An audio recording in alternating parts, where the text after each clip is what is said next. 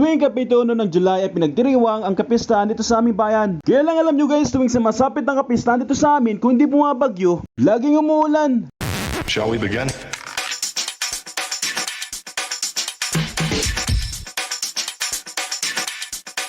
Let's begin now.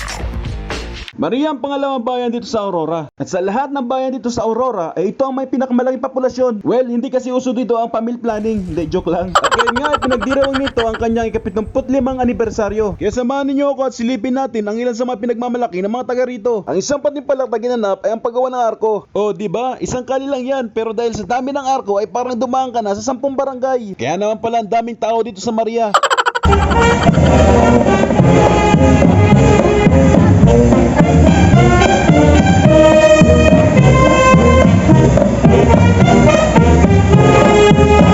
Pagkatapos ng banda ay pinangunahan na magigiting na kapulisan ang parada. O di ba? Yan ang aming mga kapulisan, hindi nagpapalaki ng tiyan.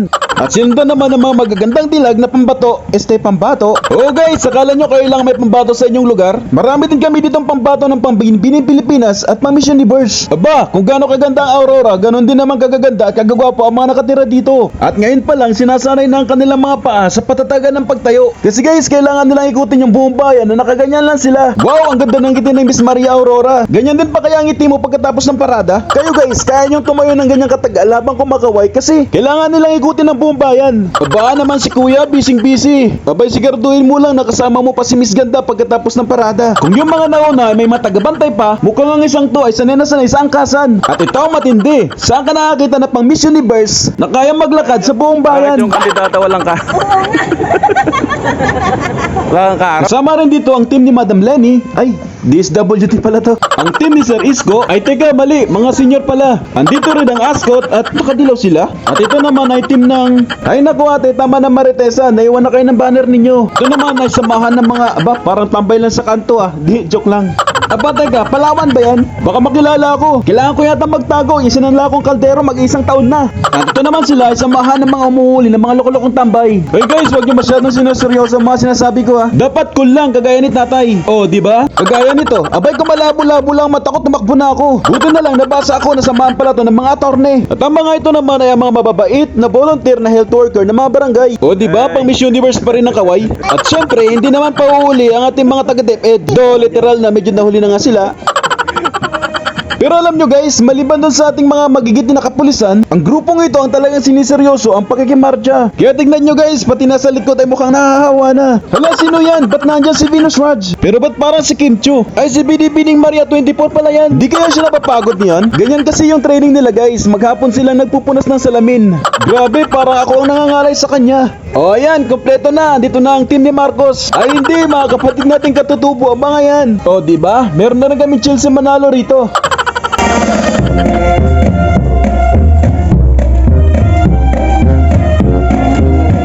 At ang isa pang patimpalak na naganap ay ang paggawa ng mga tindahan katulad nito. At ang bawat cluster o tindahan ay binubuo ng 3 hanggang 4 na magkakalapit na barangay kagaya nito na binubuo ng Barangay Kadayakan, Bayanihan at San Joaquin. Meron sila dito mga prutas at mga halaman.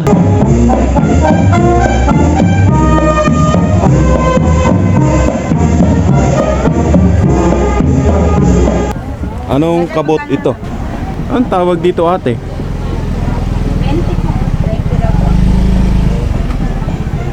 Anong tawag dito sa ganito yun?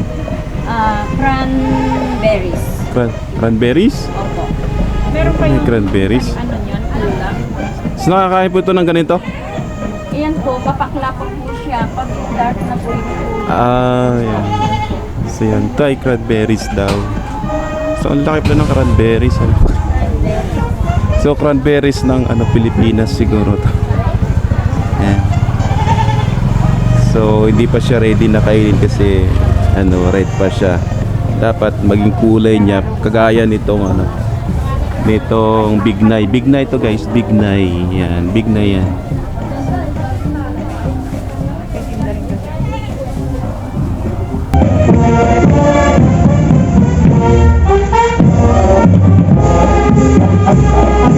Panyanagan natin nga sa bate? Florians. May tawag sila eh. Parang may Bakit? Ano ba yun? Oh guys, na-curious talaga ako sa saging na to. Kaya comment down below kung alam nyo ang tawag dito. Pati ba halaman natin, ilakla kayo may lang? Yes po. Tingnan mo na Gcash to eh. Ayan po, 250. 250 lang na to eh. Opo. Grabe kung magpagsalita naman ako, akala mo ka may pambili. O alin ba ang mas magat na sabihin? Ang mura ng panindan nyo o ang mahal ng panindan nyo?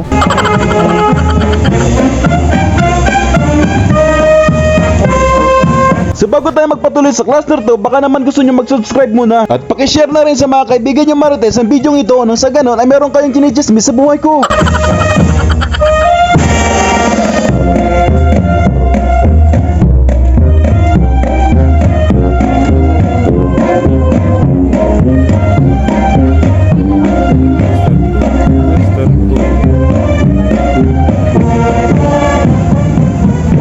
Yan ko na natama. Nya kayo ba't nga barangay tikwa natin? Apat na barangay ho kami, cluster 2. Kabitukulan East, Oo. Pangbo, Florida, Ramada. Florida, Ramada. Kaya nakalagay dyan yung Pang Flora. Oo nga eh. Cluster Takit ng ramp ate. Ginawa po niyo ito mga to? 2. Sariling gawa. Ayun. So, meron sila dito ano. Ito yung masarap eh. Sinantol. Silang tol. Magkano itong gata nyo dahil? 50? Kasi may dadaan mo. Silang tol. Yung gusto ko yung ano sa daing. O sa ano.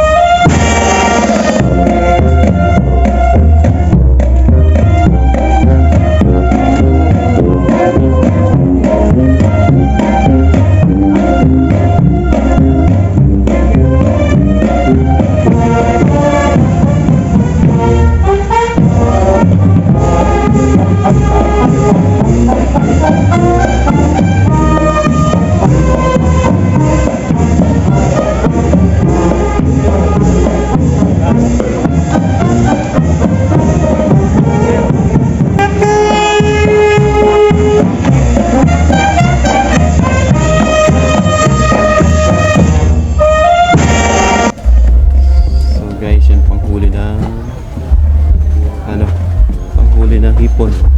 Huli ng hipon. Ugly fruit. Ugly fruit, dragon fruit.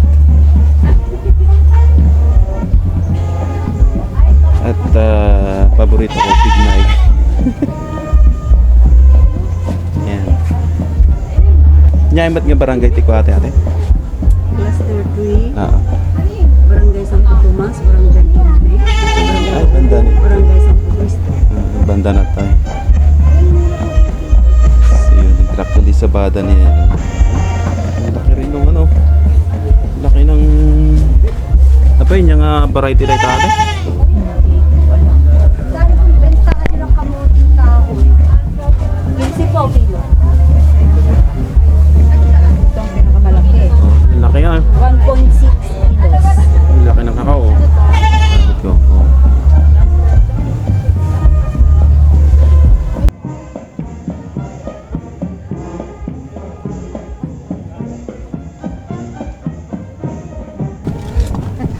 Guys, ang laki oh. Alam niyo ba kung ano to guys? Ito yung ano nga tawag nito? Bamboo shoot. Grabe, ano kayang klaseng kawayan ng mga ito? Meron ka lang nitong kahit 2 piraso sa handaan. Ay sound na ang pang isang buong barangay na dubong labong mo. Naalala ko tuloy si Malakas at Maganda. This is the restaurant. Hey, Caster 4.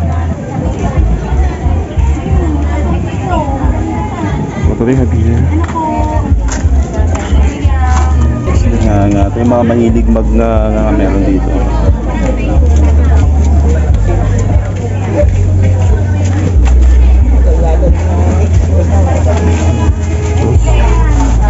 Ay, mga supa naman pala to. Isa rin pinagmamalaki ng Aurora guys ay ang sukang pinakurat. Hindi ako sure kung paano nila ito ginagawa guys. Baka sasabihin nyo na nagdududong-dunungan na naman ako. Basta ang alam ko, suka ito na may giniling na sili. The best para sa mga mahilig sa manghang. So more on handicraft ang pinopromote na produkto ng boat na to. Gaya na nakikita nyo, mayroon silang sangkalan na pwede mong ihampas sa kapitbahay mong chismosa at chismoso. Meron din sila dito mga basket na yari sa sabutan at yantok. O diba ang gaganda nila? Nang nabubuhay pang nanay ko, yan ang kanyang weakness. Well, alam nyo na, woman is a woman. Kahiligan nila mangolekta ng mga gamit. Well, tayo mga lalaki kasi ibang kinokolekta natin. Aba, tamaan na ang tamaan. Mura na lang guys, kapalit ng pupupiyat at sakit ng daliri na kalanarnasan. Pero alam nyo ba guys, sa mga materyales na ginamit dito ay hindi basta-basta. Maraming proseso ang ginawa para sa mga materyales na yan bago pa nila simulang gawin ang kanilang produkto. Lalo na't sa ngayon ay medyo pinagbabawal na ang pagkuha ng mga yanto. Dito limali sa isipan ko na baka balang araw ay maging presyong ginto ang mga produktong ito. Baka dumating ang panahon ng mga mayayaman na lang makaka-afford ito. Nako, buti na lang pala at hindi sumama si Mrs. Tiyak na hindi naman makatulog yun pag nakita niya mga bag na to. Di pa man din makakontento sa isa yun. Well, gaya ng sabi ko, woman is always a woman. Kaya kung basket ang kahiligan ng nanay ko,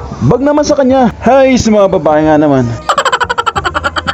As you see, ito naman ang Cluster 5. At sa tingin ko ay nakita ko na ang pwedeng makatrack sa akin dito. Mukha kasing may free taste. Tignan nyo guys yung mga alaman na pinapangarap nyo. Halos ipamigay na lang sa baba ng presyo. So, ang Cluster 5 guys, binubuo ng 4 na barangay, ang Alcala, Bandawag, Kabitokulan West at Mapudso. Kasi magkakalapit yan kasi guys. Yan, mayroon sila mga tinitinda. Lager po ba kayo? Ay, oho. Pakivisit po ako sa sa Erams Adventure sa YouTube. Oh yan, sarili kong channel, muntik ko pa makalimutan ang pangalan. So, ito po ay binubuo ng 4 na barangay. At tignan nyo guys yung mga kanilang mga kanilang mga product dito. Ano po namin, pang display. Ah, yan. Para ayan. Ito po Sige, yung sige. mga 4 na cluster. Isang cluster po kasi kami. So, yan. 4 na barangay. 4 na barangay sila. Ang tsatsaga nila guys. Tignan mo. Ano po yung, saan po gawa ito mga ito? Mais? Opo, may buto po. May Buto ng mais, lunat at saka sitaw. Sitaw. Sitaw, puti at saka itim. Tsaka yung munggo po. Mga Meron po palay. siyang munggo. May mga munggod. Ayun, may mga munggod. May mga dahon. Yan ang munggo guys. So, Dito yan. pala sa baba. May mga munggo din. So, makita mo talaga ano yung pinag... Ay, di ba ibig sabihin kayo po lahat na nagkaroon nito, 4 ng barangay. May organized po kami. Oo nga eh. Meron din silang net. Itlogan ng manok. Kaya lang pinya na ang laman. Ang laki ng pinya yun. Yun guys, so pinya. Ito po, pinya po na malalaki. Ayan. Ayan, Hawaiian na, Hawaiian. Hawaiian ba yan? Product ng Maria.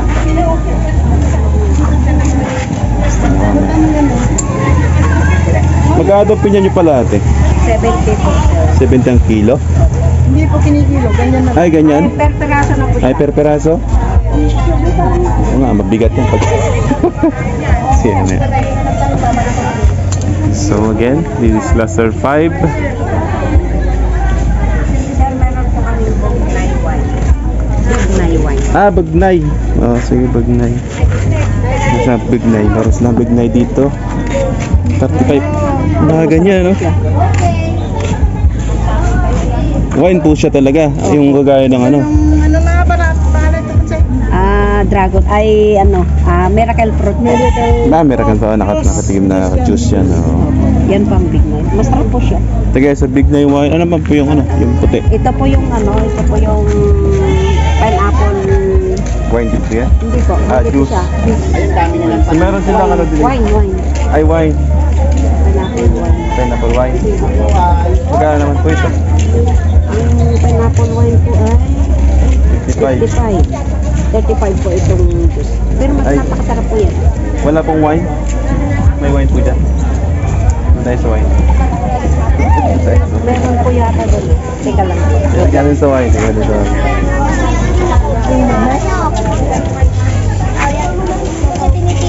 Sige, ito guys. Meron sila ditong Big Night Juice, which is worth of 35. Ito po sir. Ito po ang wine. Ah, yan. Sige, sige po. Big wine. Ito, big na wine. This is 55. Kukuha tayo dito. Alam nyo guys, dito sa Aurora, mga lasinggero ang mga tao rito. At dahil nagmamahala ng mga alak, natuto ang mga tao na mag-improvise. At teka, mukhang walang sinabi yung katawan ko sa laki ng mga katawan ng mga marites na to. Nagbibidyo ko, ba't puro likod nyo naman ang nakikita? So balik tayo sa wine. Gumawa rin kasi ako ng banana wine. Ang kaso guys, maling variety yata ang saging na ginamit ko. Bis kasi na wine ang nagawa ko, ay mukhang nakagawa ako ng suwang pampaksiw sa asim.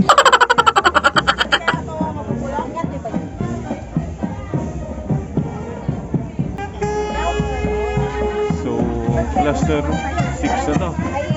Ano po na yung Thailand? 2. Sa Santa Lucia.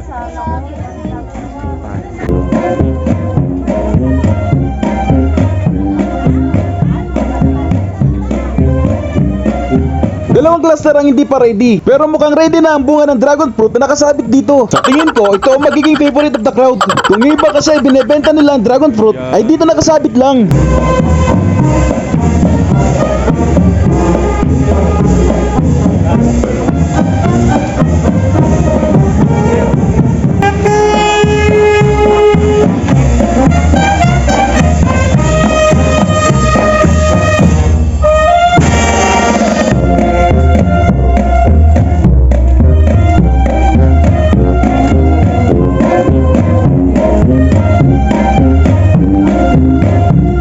Tignan nyo to guys, si Kalakyan narito. Oh guys, malinaw naman siguro ang mga mata ninyo. Kalansay ito ng kalabaw. At para masigurado ko na kalansay talaga ito ng kalabaw at hindi baka, kinilatis ko guys. Ayun, confirm nga. Aba, ganito pala ang kalansay ng kalabaw. Bakit yung inulam kong bulalong kalabaw ay parang hindi naman ganito ang mga buto? At para makontento ako, binilang ko na rin kung ilang buto meron ang kalabaw na to. Aba teka, ba't parang kulang to?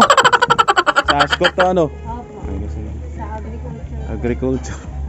Yan yung saging nila. Ang laki bro.